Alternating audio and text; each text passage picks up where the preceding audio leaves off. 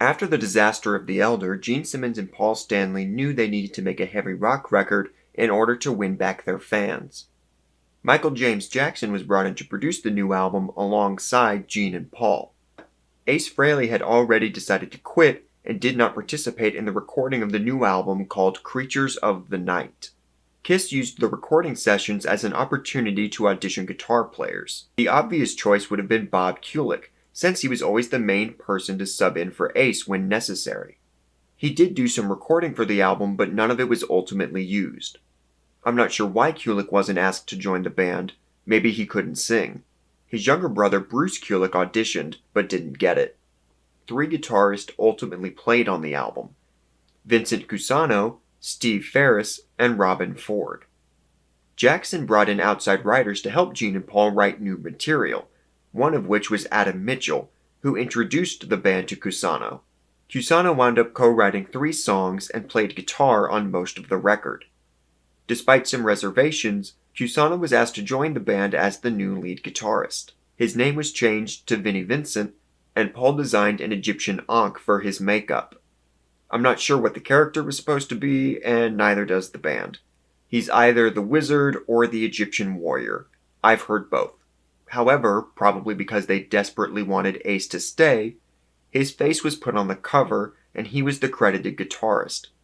He was also in the music video for I Love It Loud and went with the band for a European press tour around the release of the album. It's a cool cover. It's simplistic and eye-catching. Creatures of the Night was released on October 25th, 1982.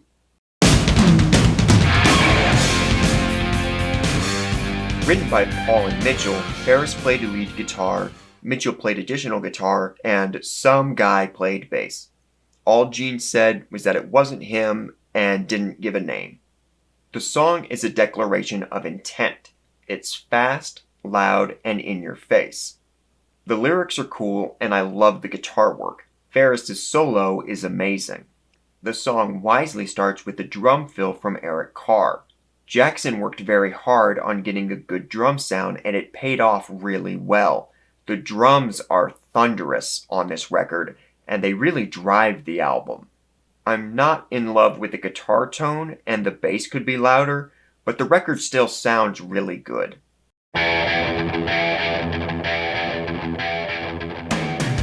This was written by Gene and Michael Japp. Again, the drums drive the song.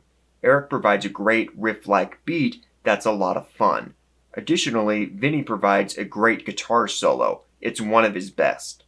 Other than that, this is a fine song. I think the bass tone is a little weak, but it's still fun.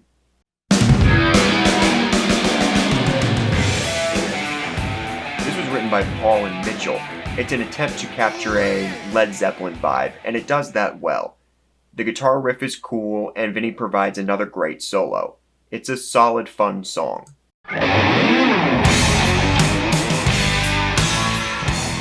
Written by Bryan Adams, Jim Vallance, and Gene, Ford played lead guitar and Jimmy Haslip played bass. Keep Me Comin' and Saint and Sinner are fine songs, but Rock and Roll Hell gets the record back to excellence. It's a big, powerful song with great lyrics about someone that's self-destructing. I love this song, and God, the drum sound is so cool.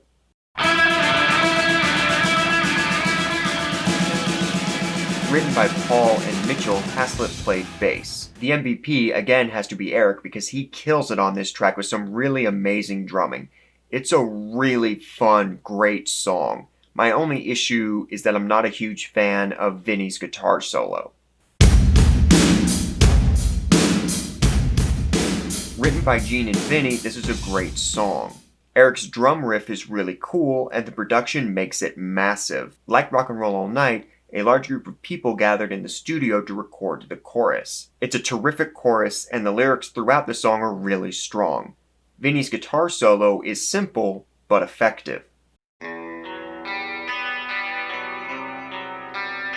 Written by Paul and Vinnie, Ford played lead guitar and Eric played bass. It's an attempt to write a song like Stairway to Heaven, a slow but powerful song that would allow Paul to show off his voice. It's a really good song with a lot of emotion behind it. The lyrics are great and Paul sings them well. I personally prefer the version on Unplugged, but this version still works.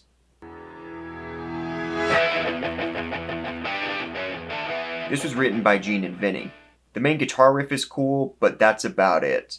The song itself is kind of boring and doesn't appeal to me at all. I think it's the worst song on the record.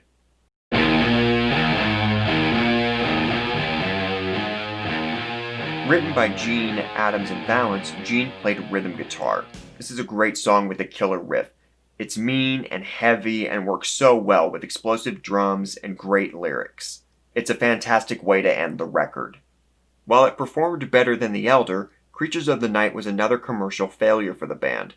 The album peaked at number 45 with the single, I Love It Loud, peaking at number 102. The title track was released as a single in the UK and peaked at number 34. The album would not go gold until 1994, 12 years after its release. The band toured for the album, but attendance was poor. Sometimes the band was playing to less than half capacity. They did go to South America for the first time and played to some of their biggest crowds. But the writing was on the wall. Kiss's viability in the US was pretty much gone. I think Vinnie gets a little too much credit for this album, and it's not that he deserves no credit. He co-wrote 3 songs and plays a lot of the guitar. But I feel like fans sometimes talk like Gene and Paul were making The Elder Part 2, and then Vinnie walked in and was like, "What are you guys doing? You should be making a heavy album." And they were like, "What?" It feels a little disrespectful to the hard work everyone put in, from the band to Jackson to the outside writers and players. Also, Vinnie is a prick that rips off and steals from his fans, so there's that. Creatures of the Night is a great album. It's also a really unique album in how much of it is driven by Eric's drums as opposed to guitar riffs. The record at its best is thunderous hard rock. I do think there are a couple filler tracks, but the only one I don't like is Killer. Most of this album is stellar rock and roll.